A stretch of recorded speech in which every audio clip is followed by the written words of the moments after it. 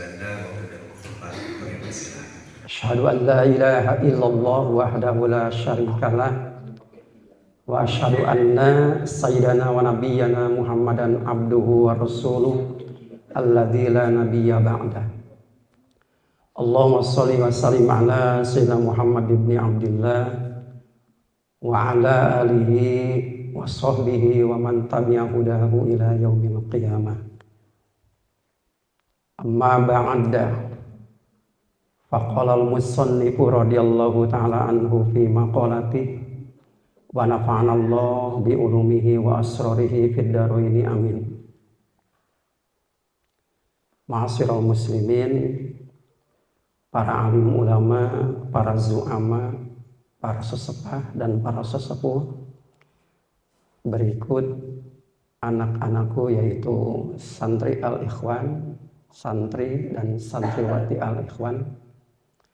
Alhamdulillah wa syukrulillah, puji dan syukur kita panjatkan kehadirat Allah yang mana dengan kudrat iradatnya pada pagi hari ini setelah kita selesai melaksanakan kewajiban kita yaitu melaksanakan sholat subuh berjamaah, dengan ijazahnya kita dapat berkumpul di tempat yang mulia ini dengan tujuan mencari ridho Allah. Salawat dan salam semoga dilimpahkan kepada baginda Nabi besar Muhammad SAW, kepada seluruh keluarganya, para sahabatnya, para tabi'in, atba'ut tabi'in, dan mudah-mudahan limpahan kasih sayangnya itu terlimpah curah pula kepada kita yang hadir di tempat ini. Amin ya rabbal alamin. Ma'asyiral muslimin yang dimuliakan oleh Allah, sebagaimana telah ditentukan berdasarkan kesepakatan panitia Nasab Ramadan, bahwasannya tradisi yang biasa dijalankan oleh almarhum guru kita Kiai Haji Maftuh Khalil tidak boleh berhenti atau terputus. Oleh sebab itu maka materi-materi yang biasa beliau rintis ketika beliau masih hidup kita terus jalankan. Kenapa?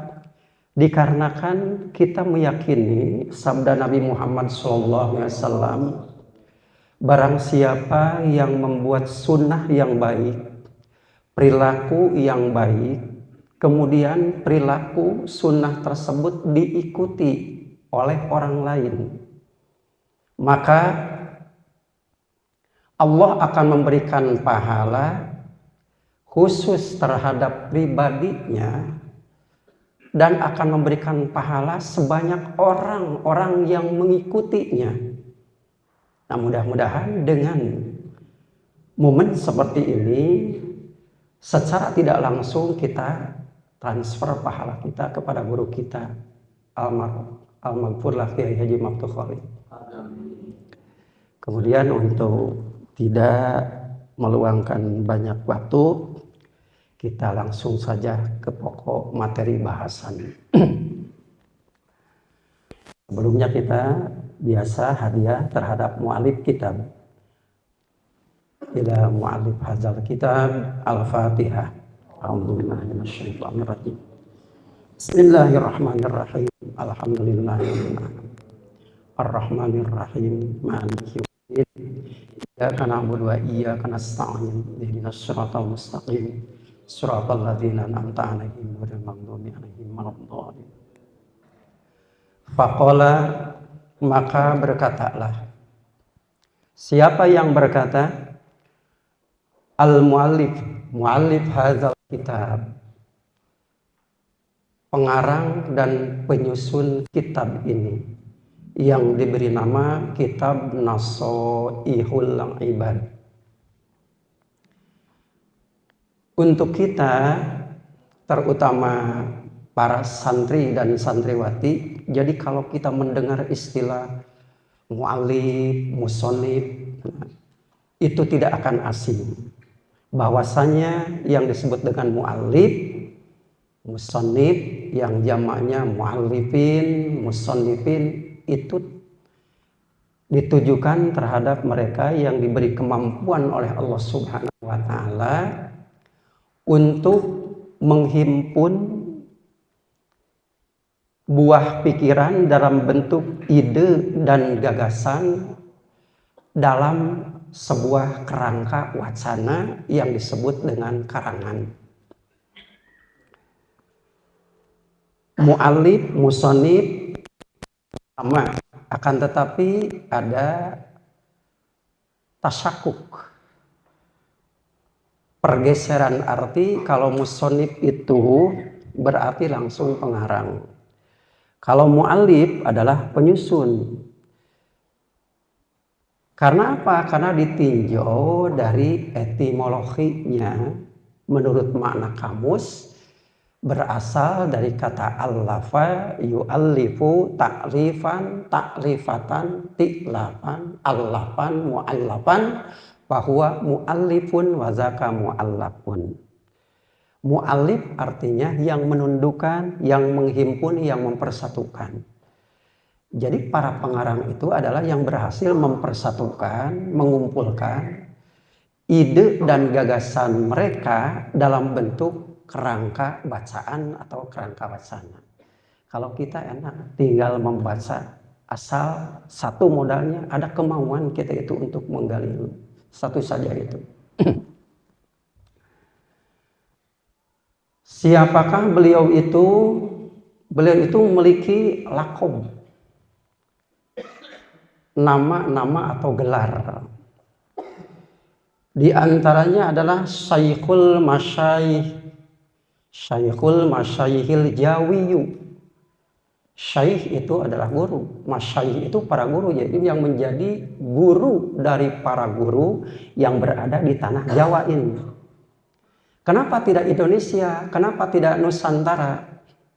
Dikarenakan orang Arab itu lebih mengenal Jawanya, Minangkabaunya daripada negaranya. Kenapa? Karena pada waktu itu ketika mereka, para pendahulu kita memasuki tanah Haramain Makkah dan Madinah, tepatnya di Saudi Arabia, itu belum tercipta apa yang disebut dengan negara Kesatuan Republik Indonesia, yang terkenal adanya Nusantara. Syekh ini disebut Syekhul Masyayikh, guru dari semua para guru yang berada di tanah Jawa. Gurunya semua guru-guru yang berada di tanah Jawa, yaitu di dalam masalah materi keilmuan agama, agama Islam tentunya. Apa itu yang disebut dengan syekh? Nah, para ulama memberikan dua pengertian, dua makna. Yang pertama, makna secara bahasa, tentu bahasa Arab. Yang kedua, secara uruf, secara istilah kebiasaan yang biasa digunakan oleh mereka orang-orang Arab, bahwa yang disebut dengan syekh itu adalah man zawajal arba'in walau kufron walau kafiron, orang yang telah melewati usia 40 tahun kalau kafir walaupun non muslim, dengan tidak melihat latar belakang agama, maka kalau sudah menjelang usia 40 tahun atau bahkan lebih, itu disebut syekh. Menurut mereka itu orang-orang Arab seperti itu. Kemudian pengertian syekh di sini adalah merujuk kepada istilah terminologi rezian, yaitu yang biasa ditakrifkan, didefinisikan oleh para alim ulama di dalam masalah-masalah kosakata bahasa Arab. Yang disebut dengan syekh di sini adalah man balago rutbata ahlil fadli, seseorang yang telah mencapai makom martabat yang utama, walau sobian, walaupun usianya masih muda. masih anak-anak katakanlah. Karena apa? Karena di dalam masalah keilmuan itu Allah tidak pandang bulu. Karena apa? Dikarenakan ilmu itu adalah sifat Allah. Oleh karena ilmu itu adalah sifat Allah, maka ketentuan atau haknya pun berada di tangan Allah. Kalau usia kita, saya ini 53, teu katalar Quran teh gitu. Kadang-kadang anu geus katalar ge poho deui. Akan tetapi lain halnya dengan Imam Syafi'i. Imam Syafi'i itu hafidz Quran usia 7 tahun. Kemudian hafidz Muwatta'nya Imam Malik yang konon katanya berjumlah 1000 hadis itu pada usia 10 tahun. Ternyata berarti keutamaan Allah, fadl Allah, keistimewaan Allah yang diberikan terhadap seseorang itu tidak melihat batas usia. Kemudian gelar yang kedua, beliau itu disebut Sayyidu Ulama Il-Hijaz, junjunan penghulu pemimpin dari seluruh ulama-ulama yang ada di Hijaz. Hijaz itu adalah daerah Mekah dan Madinah. Kenapa tidak disebut Saudi Arabia? Karena ketika itu belum muncul. Walaupun bangsa Saudi ketika itu kuat berdomisili dengan bantuan orang-orang Wahabi di daerah Riyadh. Tetapi yang terakhir ditundukkan oleh mereka adalah Najd, kemudian Hijaz, berikut Mekah dan Madinah. Baru kata Saudi Arabia itu secara keseluruhan muncul pada 8 Januari 1926 dengan rajanya yang pertama, King Abdul Aziz bin Abdurrahman As-Saudi. Nah, berarti ketika para alim ulama kita masuk ke wilayah Jazirah Arab untuk menimba ilmu terhadap mereka yang mumpuni di dalam pengetahuan ilmu agama, para ulama yang ada di tanah Haromen, yaitu Makkah dan Madinah, itu diperkirakan tahun 1800-an. Bahkan menurut sejarah, pengarang kitab ini lahir 1813 di daerah Banten, sekarang menjadi provinsi. Kemudian menetap di Mekah bahkan sampai meninggal pada tahun 1897. Berarti usia pengarang kitab ini adalah 84 tahun. Kemudian dimakamkan di Jannatul Mu'alla. Kalau orang Indonesia karena mungkin lebih sulit mengatakan Mu'alla, akhirnya Ma'la aja gitu. Pemakaman Ma'la, kalau Jannatul Mu'alla itu. Kemudian makamnya itu berdampingan dengan putrinya Sayyidina Abu Bakar, adiknya Sayyidatina Siti Aisyah, yaitu Siti Asma. Nah, itu berdampingan makamnya dengan itu. Dan itu ada karomat yang luar biasa karena kebiasaan orang-orang Arab 2 tahun itu kan digali untuk dipindahkan, ternyata itu masih utuh itu kan. Oleh sebab itu maka ditetapkan tidak dipindahkan di wilayah tersebut. Itu merupakan karomat dari Allah dengan pengetahuan yang luar biasa, anugerah yang diberikan oleh Allah, keilmuan yang menerangi hatinya, sehingga bukan hatinya saja yang terang, melainkan semesta alam itu ikut diterangi dengan cahaya ilmu. Oleh sebab itu maka cacing yang ada di dalam tanah pun malu rasanya itu untuk menyentuh tubuh, jasad, dan merusak. tubuh orang-orang yang seperti ini. Dan beliau itu bukan orang yang pertama hadir ke Mekah, dikarenakan ada tokoh yang pertama, yaitu Syekh Utsman Al-Junaid Al-Batawi. Nah, berarti orang Betawi, Pekojan, Jakarta Barat.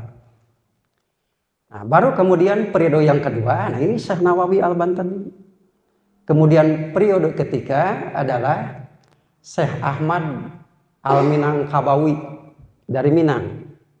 Baru setelah itu Syekh Mbah Khalil Bangkalan, kemudian Syekh At-Tarmasi Semarang, kemudian baru yang merintis NU Kiai Haji Hasyim Asy'ari. Berarti Kiai Haji Hasyim Asy'ari pas datang ke Mekah bergurunya bukan terhadap beliau, melainkan kepada yang terakhir tadi, yaitu Syekh Ahmad As-Sambasi Al-Minangkabawi. Berikut Kiai Haji Ahmad Dahlan, pendiri Muhammadiyah. Dikarenakan kalau Kiai Haji siapa pendiri Persis itu? Ahmad Hasan, ya. Nah, itu orang Afgan itu. Orang Afgan, bukan orang Indonesia. Yang militan di Indonesia kemudian menyebarkan atau merintis Persisnya itu. Kemudian gelar yang ketiga beliau itu adalah Imamul Haramaini, yang menjadi imam di dua tanah haram, Mekah dan Madinah. Hafiz Quran, menjadi atau mengimami sholat, terutama di dalam keseharian, menjadi imam sholat dan mufti Mekah yang memberikan fatwa, ketentuan hukum di dua tempat yang suci ini, yaitu Makkah dan Madinah. Beliau itu nama aslinya adalah Muhammad bin Umar, generasi ke-13 dari Kangjeng Syarif Hidayatullah. Kemudian kalau terus ke atas itu sampai kepada Rasulullah SAW, generasi ke-36 itu Syekh Nawawi itu. Nantilah kita, ini baru pertama kan awal-awal. Nah itu jadi etikanya gitu kan, kita itu ingin mempelajari suatu karya orang lain, tetapi jiwa kita itu tidak mengenal orang yang mengarangnya itu. Jauh dari berkah itu. Karena apa? Karena tidak ada ikatan batin kan. Jadi di dalam masalah ilmu pengetahuan itu cerdas, pintar, cepat paham itu nomor 2 sebetulnya. Yang nomor 1-nya adalah hizmah, ta'zim terhadap pengajar. Banyak orang yang cerdas, banyak orang yang cepat memahami ilmu, akan tetapi karena kurang hizmah, akhirnya barakahnya pun kurang. Bahkan ada yang berandai-andai kalau seandainya orang ini nanti keluar dari pesantren, pasti nanti di tempatnya itu akan menjadi ulama besar. Ternyata tidak, bahkan ada yang tidak lanjut ilmunya itu, berhenti. Padahal lumayan otaknya itu. Nah berarti itu satu, ilmu itu bukan milik kita. Yang kedua, hidmahnya itu terhadap pengajar.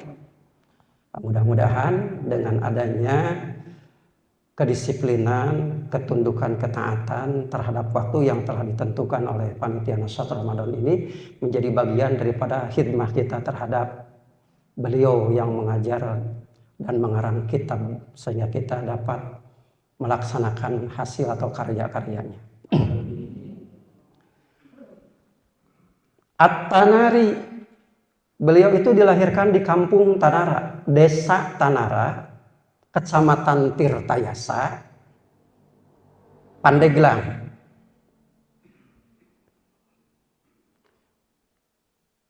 Rama beliau itu adalah Umar. Oleh sebab itu disebut Muhammad bin Umar. Kunyah beliau itu adalah Abu Mu'ti. Kenapa? Dikarenakan punya anak laki-laki yang namanya Mu'ti, sehingga disebut Abu Mu'ti. Kalau kita itu melihat susunan-susunan kata yang tadi, sebetulnya menurut para ulama ahli nahwu itu dikatakan kurang tepat. Kenapa tidak nama aslinya yang langsung disebut, kemudian baru gelarnya, baru kunyahnya. Nah, Imam Ibnu Malik di dalam Alfiyah mengatakan dalam baitnya seperti ini. Wasman ata wa kunyatan walakoba wa akhiron zain siwahu sohaba. Wasman ata telah mendatangkan Ibnu Malik terhadap alam nama menjadi 3 bagian. 1 isman, alam isim, nama asri. Meunang ngabubur beureum, ngabubur bodas. Ta eta disebutna alam ismun. Wa kunyatan, kemudian yang kedua ada yang disebut dengan alam kunyah, yaitu nama yang disandarkan terhadap 3 kata. Abu, Ummu, dan Ibnu. Sehingga dengan kunyah ini justru nama yang aslinya itu hampir orang-orang itu tidak tahu. Contoh, ada narasumber hadis sahabat Rasul, bukan perawi, narasumber hadis berarti sahabat. Yang terkenalnya dengan sebutan Ibnu Abbas, kemudian Ibnu Mas'ud, Ibnu Umar. Padahal nama aslinya ketiga orang yang tadi sama, yaitu Abdullah. Tetapi yang terkenal itu adalah Ibnu Mas'ud, Ibnu Abbas, Ibnu Umar. Padahal nama aslinya Abdullah. Kemudian dengan kata Abu Hurairah diantaranya kan, Ummu Salamah. Nah, Abu Mu'ti, beliau pengarang kitab ini yang mulia Syekh Nawawi Al-Bantani dipanggil dengan Abu Mu'ti karena punya anak dari 2 istri. Dari anak yang pertama yang bernama Mu'ti, sehingga dipanggil dengan Bapak Mu'ti, yaitu Abu Mu'ti. Kemudian firqah beliau itu adalah orang Sunni. Kalau kita berbicara masalah firqah berarti terhadap akidah, merujuk terhadap akidah, merujuk kepada akidah. Firqah itu Sunni, ya ahli sunnah wal jamaah, sehingga disebut Sunni. Di luar yang tadi kan yang 72 itu masuk neraka gitu, dalam hadisnya ada kan. Kecuali ahli sunnah wal jamaah. Sunni itulah singkatan dari ahli sunnah wal jamaah. Kemudian madhab di dalam fikih, nah ini ada firqah, madhab, dan thariqah. Ini 3 istilah yang sama artinya adalah jalan, akan tetapi pengertiannya berbeda. Kalau firqah di dalam masalah urusan akidah, kalau madhab di dalam ibadah, fikih. Kemudian kalau thariqah di dalam dunia ilmu tasawuf.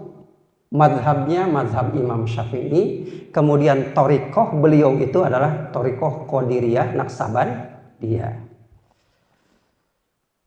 Ibtada'a, beliau memulai awala kalamihi, di dalam permulaan bahasanya, bismillahirrahmanirrahim, dengan menyebut nama Allah yang Maha Pengasih lagi Maha Penyayang.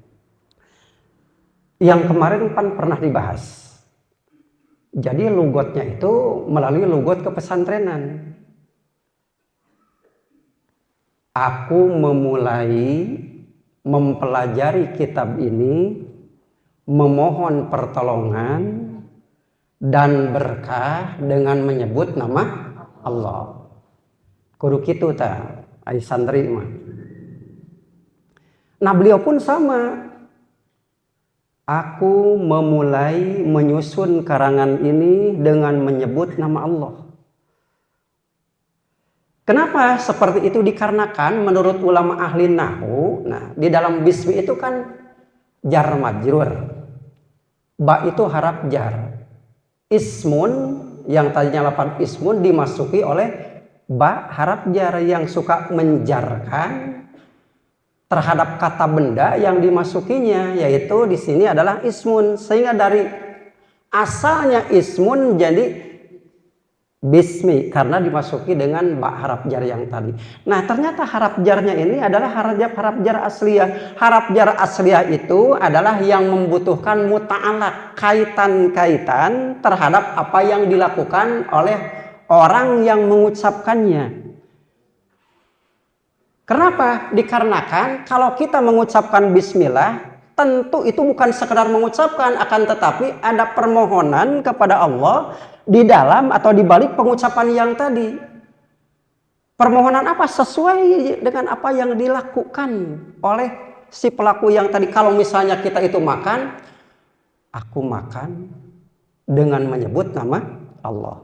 Aqulu bismillahirrahmanirrahim. Kalau minum, asyrabu bismillahirrahmanirrahim.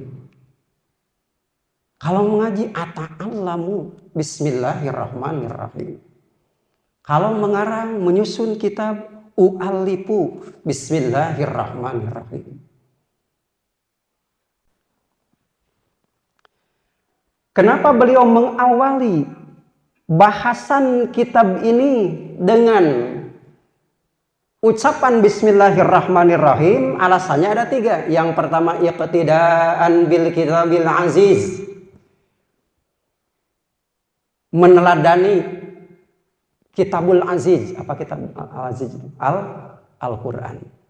Karena nama Al-Quran itu kan banyak. Yang populer itu, yang viral adalah Al-Quran. Padahal Al-Quran itu memiliki 55 nama. Kalau Allah 99. Nabi Muhammad itu 201 nama. Nah, Al-Quran itu memiliki 55 nama. Anu paling sohor, yang paling masyhur adalah Al-Quran. Iktidaan bil kitabil aziz, yang pertama dikarenakan beliau itu meneladani Al-Quranul Karim, yang mana apabila kita membaca Al-Quran, maka pada lembaran yang pertama, mushaf yang pertama, yaitu suratul Fatihah, maka kita akan menemukan kalimat bismillahirrahmanirrahim. Dan itu merupakan rangkaian dari surat Al-Fatihah. Kenapa demikian? Dikarenakan Rasul memerintahkannya, takhallaku bi akhlaqillah, berakhlaklah kamu sebagaimana akhlaknya Allah. Dan akhlak Allah itu, sebagian akhlak Allah itu, kalau memulai sesuatu, bukan cuman Al-Quran ini, akan tetapi seluruh kitab-kitab yang diturunkan itu pasti menyebut asmanya, menyebut namanya. Bismillahirrahmanirrahim. Bismillahirrahmanirrahim sote padahal bahasa Arab. Akan tetapi kalau di dalam apa? Kitab yang diturunkan kepada Nabi Musa, kitab Taurat, itu tentu bismillahirrahmanirrahimnya itu dengan menggunakan bahasa Ibrani. Kemudian kalau Zabur dengan bahasa Qibti, dan kalau Injil dengan bahasa Suryani. Nah, dikarenakan Al-Quran ini bahasa Arab, ya tentu yang digunakannya juga adalah bahasa Arab. Bismillahirrahmanirrahim, dengan menyebut nama Allah yang Maha Pengasih lagi penyayang.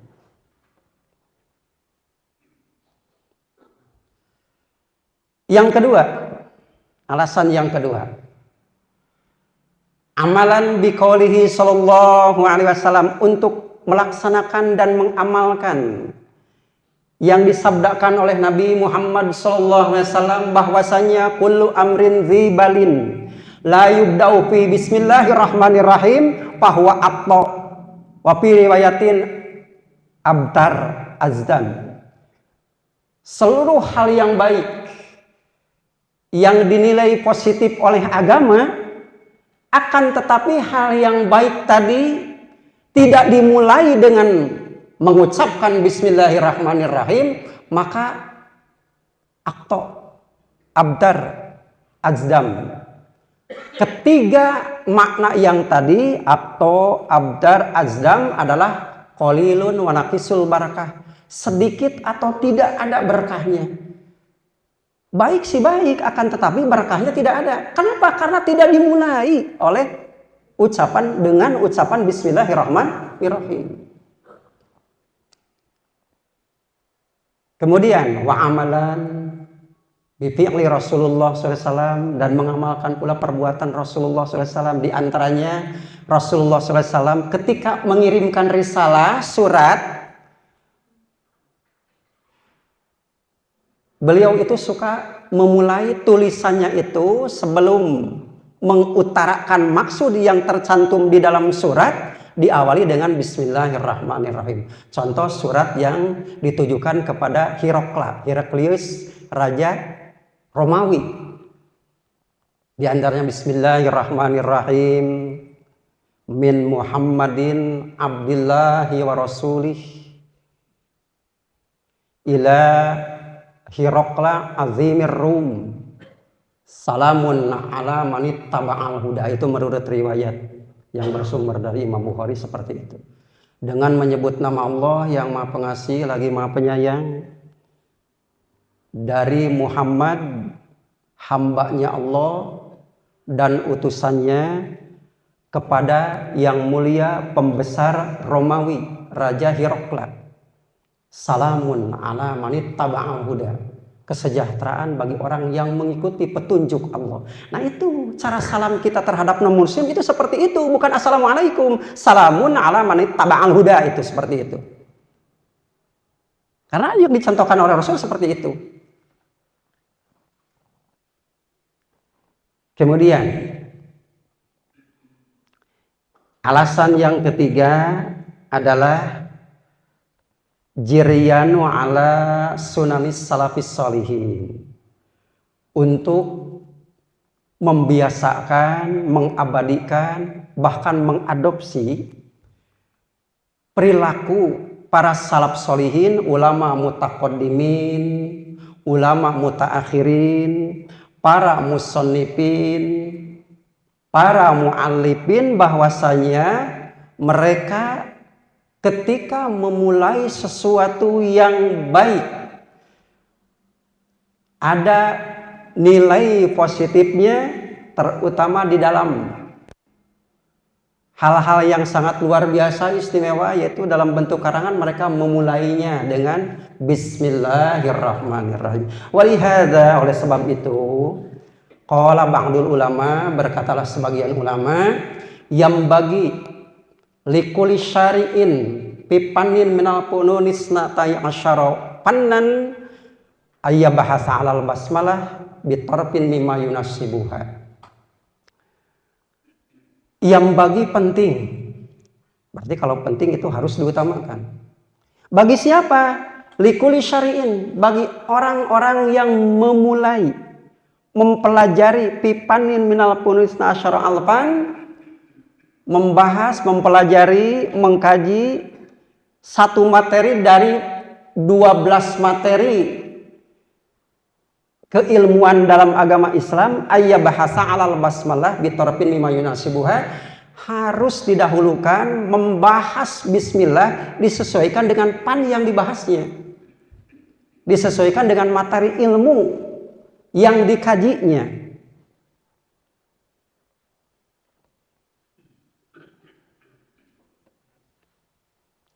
Jadi kita tahu bahwasannya materi keilmuan itu ada 12. Satu, ilmu alat. 2, kemarin sudah. 2, ilmu qiraat. Yang ketiga, tafsir Al-Quran. Yang keempat, hadis. Kelima, mustalahul hadis. Kemudian 6, fikih. 7, 8, 9, 10, 11, 12, tarikh. Nah, itu kelengkapan materi keilmuan seperti itu. Bahkan ilmu alat pun ada 12 sama. Ada 12. Satu, nahu. Dua, sorof. Bahkan ilmu yang dua ini adalah menjadi dasar pijakan. Peletakan batu utama untuk memijak terhadap tahap-tahap berikutnya di dalam kitab-kitab yang lebih daripada itu. Wa nahu aula awalan ayyulama idzil kalamu dunahu la yufhama. Ilmu nahu itu adalah ilmu yang harus disegerakan dipelajarinya. Kenapa? Dikarenakan orang yang berbicara tanpa menggunakan ilmu nahu la yufhama tidak akan dapat dimengerti ucapannya. Itu secara umum. Secara khusus apa? Kayafhamu ma'ani al-Qur'ani wa sunnati zaqiqatil ma'ani. Itu menurut Syekh Imriti. Agar mereka itu dapat memahami isi kandungan Al-Quran dan Sunnah. Dikarenakan Al-Quran dan Sunnah itu dengan bahasa Arab, otomatis kita itu harus menguasai apa? Bahasanya. Nah, seperti itu. Jadi didahulukan di dalam mempelajarinya, mengkajinya. Baru setelah itu, setelah tata bahasanya katakanlah mendekati sempurna, baru yang kedua adalah gaya bahasa. Karena apa? Dikarenakan Al-Quran itu tidak cukup dengan tata bahasa. Tata bahasa nagehese, komo gaya bahasa. 3 keilmuan, ma'ani, bayan, badi. Nah itu. Syukur itu khusus untuk nyanyian dan lagu. Supaya nanti ujungnya bersaja. Nah itu ada trik khusus di dalam namanya ilmu arud itu namanya ilmu arud untuk membuat siiran itu. Pernah kesal itu ada yang komentar, kenapa itu kan itu Quran tapi kenapa itu menghilangkan harkatnya? Karena ketika ditempatkan di dalam masalah syair, Qurannya sudah tidak ada walaupun tulisannya ada. Karena apa? Sudah masuk ke dalam kolom gaya bahasa. Dengan gaya bahasa maka ya, seakan-akan nilai tata bahasa itu terkalahkan oleh gaya bahasa. Dina nadomana teh Quran wafi angkusikum afalatubsirun. Kenapa tadi itu kan Quran afalatubsirun? Bacanya seperti karena itu yang dikejar itu bukan masalah tajwid. Apanya? Nah itu keserasian nadanya disebut arud. Semua suku juga, semua suku bangsa punya. Di kita pun ada yang disebut dengan pupuh. Berapa semuanya? 17 pupuh. Asmarandana, Kinanti, Dangdanggula, dan seperti itu. Sinom.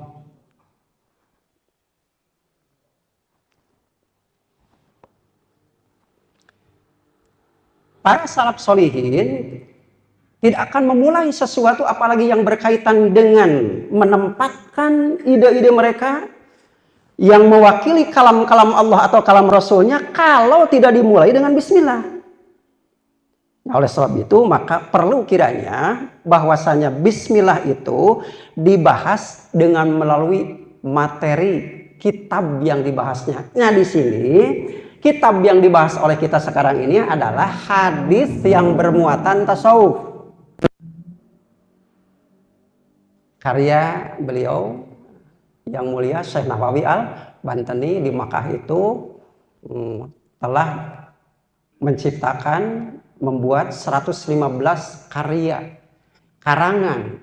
Kemudian yang terakhir disusun di karang itu adalah mensyarahi, menterjemahkan, menjelaskan kitab Imam Ghazali Bidatul Hidayah. Kemudian beliau beri nama Muraqul Ubudiyah. Itu sarah Bidatul Hidayah. Kitab yang terakhir, kitab yang ke-115 yang dikarang oleh beliau. Bagaimana caranya kita itu mengupas bismillah dengan tuntunan ilmu tasawuf, walaupun ini adalah hadis kan, hadis. Oh, jadi kita itu harus tahu apa itu hadis dan apa itu tasawuf. Tasawuf itu yang harus kita tahu. Hadis itu adalah aqwaluhu wa af'aluhu wa taqriruhu sallallahu alaihi wasallam, yaitu ucapan, perbuatan, dan ketetapan Rasulullah SAW. Oleh sebab itu para ulama ahli hadis membagi hadis ke dalam 3 bagian. 1, hadis yang bersifat ucapan, 2, hadis yang bersifat perbuatan, dan yang ketiga adalah hadis yang bersifat ketetapan. Yang bersifat ucapan bisa informasi langsung dari Rasul, kedua bisa perintah, yang ketiga bisa larangan. Kemudian perbuatan Rasul itu Rasul tidak mengucapkan, tidak memerintah dan melarang, akan tetapi Rasul yang mencontohkan. Kemudian hadis takririyah, Rasul tidak mengucapkan, tidak memerintah, tidak melarang, Rasul pun tidak mencontohkan, akan tetapi ada orang lain yang berbuat, bersikap, bertindak di depan Rasul, oleh Rasul dibiarkan, maka pada hakikatnya Rasul itu setuju dengan perbuatan orang yang tadi. Nah, itu disebut takririyah. Kemudian yang disebut dengan ilmu tasawuf adalah ilmu yang membahas kondisi jiwa hamba. Berikut karakter-karakternya yang baik maupun yang buruk. Nah, kemudian yang buruknya itu dibenahi oleh keilmuan ini. Sehingga ada istilah khusus. Kalau untuk fikih disebutnya pan ibadah. Kalau untuk tasawuf ubudiyah. Dan kalau untuk tauhid disebut aubudah. Jadi kalau kita mendengar ibadah tentu kaitannya dengan fikih. Kalau kita mendengar apa? Ubudiyah tentu kaitannya dengan ilmu tasawuf. Dan kalau kita mendengar ubudah tentu kaitannya pengabdian itu, kebaktian kita itu berkaitan dengan keyakinan, yaitu dengan tauhid. Bismillahirrahmanirrahim. Nabi-nya di sini ini adalah memiliki pengertian menurut mereka para arif billah bahwasanya bi di sini adalah singkatan dari bi kana makana wa bi yakunu mayakun. Pawajudul ala awalimi bi. Denganku kata Allah telah ada apa-apa yang telah ada, dan denganku pula akan ada sesuatu yang belum ada. Maka kesimpulannya keberadaan semesta alam ini adalah denganku kata Allah. Nah, oleh sebab itu maka Bismillah ini menghimpun seluruh ruh-ruh yang ada di dalam Al-Quran. Kalau Al-Quran itu 30 juz, 114 surat, 6.236 ayat, 554 ruku, 60 hizib, kan gitu. Nah, kemudian inti-intinya dari semua yang ada di dalam Al-Quran, Allah letakkan asasnya itu di dalam Bismillahirrahmanirrahim. Kemudian ada yang mengatakan bahwa ba-nya itu adalah singkatan dari bukaut taibin, tangisan orang-orang yang bertaubat. Kemudian sinnya itu singkatan dari sahwul ghafirin, kelalaiannya orang-orang yang lupa. Karena kita khilaf, lupa, bahkan mungkin sengaja melanggar aturan Allah, kemudian kita sadar, kemudian kita itu kembali kepada jalan Allah, taubat, menangis kalau bisa, maka mimpi yang akan kita dapat maghfiratuhu lil mudhibin, tentu ampunan Allah yang akan diberikan terhadap orang-orang yang berdosa. Seperti itu. Kemudian yang kedua adalah lafaz Allah. Disebut Ismul Jalalah. Allah itu siapa? Allah itu ismun, nama. Nama untuk siapa? Lidzatil wajibil wujud. Untuk zat yang wajib adanya menurut akal. Karena menurut logika selain Allah tidak wajib adanya. Keberadaan sesuatu itu ada karena diadakan olehnya. Sedangkan Allah adalah zat yang mengadakan dan yang mentiadakan. Karena sifat kudrat di dalam ilmu akidah, di dalam ilmu tauhid adalah memiliki fungsi, diantaranya adalah ijad wa idam, mengadakan dan mentiadakan.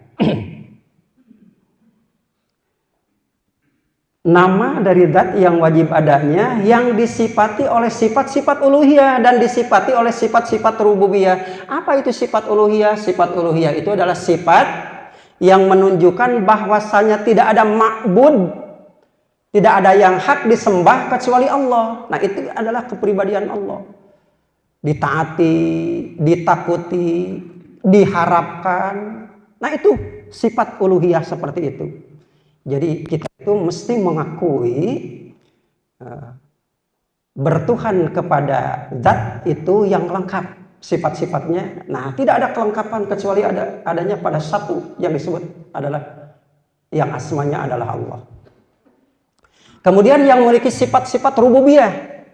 Tadi uluhiyah, sekarang rububiyah itu sifatun dalat ala anallah rabb kulla syai. Bahwasanya Allah itu adalah yang mengatur, mengendalikan, mengurus seluruh makhluknya. Kalau tadi lebih menjurus kepada yang ditaati, yang disembah, yang dikultuskan, yang dihormati, yang diagungkan. Nah, kalau sifat rububiyah adalah kinerjanya Allah. Yang mengatur, mengurus, ya kan? Yang memberikan rezeki, meluaskan rezeki, mempersempit rezeki, menahan, gitu kan? Dan melepaskan itu Allah. Al-munfarid biwujudil hakiki, yang menyendiri di dalam keberadaannya, sehingga disebut wujudnya itu wujud mutlak. Dikarenakan wujud atau keberadaan itu terbagi tiga. Yang pertama adalah ada permulaan, ada akhir, semesta alam. Yang kedua ada permulaan, tidak ada akhir. 8 hal yang ditetapkan oleh Rasul. 1, ruh. Yang kedua kalam lauhul mahfud. Yang ketiga lauhul mahfud. Yang keempat arash. Yang kelima kursinya Allah, wasi'a kursiyuhus samawati wal ardh itu. Kemudian surga, neraka, dan sel yang berada di dalam tulang ekor manusia disebut ujbun. Itu yang 8 hal ini ditetapkan oleh Allah langgengnya. Bagaimana kalau begitu? Kalau gitu sama dengan langgengnya Allah? Tidak, tentunya. Kalau Allah itu adalah ajaliyun abadiyun, tidak ada permulaan, tidak ada akhir. Kalau yang ini adalah ada permulaan. Permulaannya apa? Tidak ada, kemudian diadakan oleh Allah, cuman dikekalkan keberadaannya oleh Allah. Nah, kemudian yang terakhir adalah wujud Allah subhanahu wa ta'ala yang tidak ada permulaan, tidak ada akhir.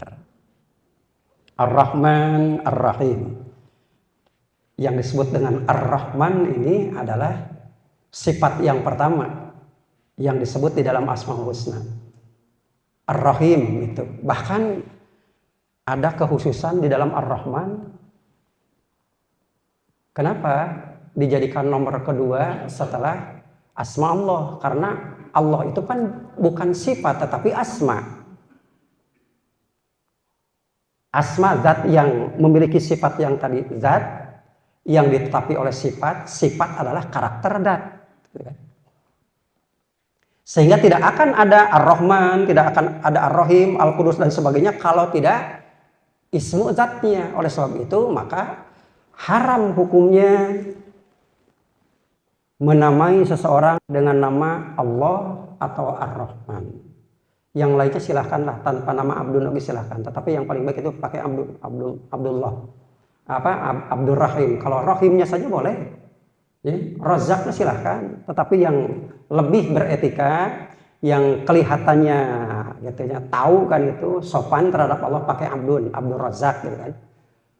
Tetapi kalau untuk ini yang dua ini Allah dan Ar-Rahman itu harus pakai nama sebelumnya disandarkan kepada Abdullah, Abdul Rahman. Yang dimaksud dengan Ar-Rahman adalah biasa kita maknai, biasa kita artikan yang maha pengasih. Kemudian Ar-Rahim penyayang. Ar-Rahim ini penyayang, artinya sifat khusus dari Allah untuk orang-orang yang dikhususkan oleh Allah. Siapa? Orang-orang mukmin, orang-orang yang beriman. Sedangkan sifat sayang, maksudnya sifat sayang ini, Ar-Rahim ini dikhususkan oleh Allah terhadap orang-orang yang dipilih oleh Allah, yang disayang oleh Allah, yaitu orang-orang yang beriman. Sedangkan Ar-Rahman ini adalah umum bagi setiap makhluknya Allah. Karena apa? Karena orang yang disayang belum tentu dikasih. Orang yang dikasih belum tentu disayang. Tetapi orang yang disayang pasti itu akan dikasih oleh Allah Subhanahu wa ta'ala. Nah, untuk episode yang pertama pertemuan kita kali ini cukupkan sampai di sana, sampai di sini. Itu bahasannya belum mengarah kepada isi materi, melainkan hanya bahasan bismillah saja dan kandungan basmalah yang terkandung di dalamnya. Ada sedikit tambahan, karena bismillah ini mengandung asror, artinya rahasia, maka para ulama ahli hikmah mengatakan, bahkan di sini ada Syekh Nawawi pun mengatakan, wa min khawashiha, dan dari keistimewaan bismillah ini adalah idza talaha syakhsun 'indan naum 21 marrah, apabila seseorang membacakan atau membaca bismillah ini sebelum tidur 21 kali. Biasa ya namanya orang aneh gitu. Mun ingat gitu dia. Uminatil kalailah, maka diamankan di malam tersebut min syaitan, dari kejahatan setan. Wa umina baituhu minas sirqa, diamankan rumahnya dari dimasuki oleh pencuri. Wa umina min mautil fujiah, diamankan dari mati mendadak, terhindar dari mati mendadak. Wa ghairi dzalik minal balaya, dan bencana-bencana yang lain selain yang tadi. Nah itu diantaranya, padahal banyak kan. Bahkan ada yang mengamalkan bismillah sebanyak naftunya bismillah 700 berapa? Nah, 780 genep, 786. 7 hari diamalkan. Nah, kebutuhan apapun kita baca Bismillahirrahmanirrahim, Bismillahirrahmanirrahim. Saya menerima ijazah dari 3 guru itu sama. Bismillahirrahmanirrahim, Bismillahirrahmanirrahim, 786. Bagi santri, karena dulu saya itu kan kepengenan yang menjadi cita-cita keinginan saya kan bukan masalah-masalah yang lain, karena lagi nyantri, lagi jadi santri, lagi mondok di pesantren, tentu ingin diberi keterbukaan oleh Allah, diterangi hati oleh Allah, dilancarkan kan oleh Allah di dalam memahami ilmu. Nah itu ditujukannya itu ke sana. 7 hari berturut-turut, silahkan mulai dari hari apa saja, itu yang dianjurkan oleh para ulama ahli hikmah seperti itu. Mudah-mudahan pertemuan kita kali ini ada manfaat bagi kita, baik urusan dunia maupun akhirat. Assalamualaikum warahmatullahi wabarakatuh.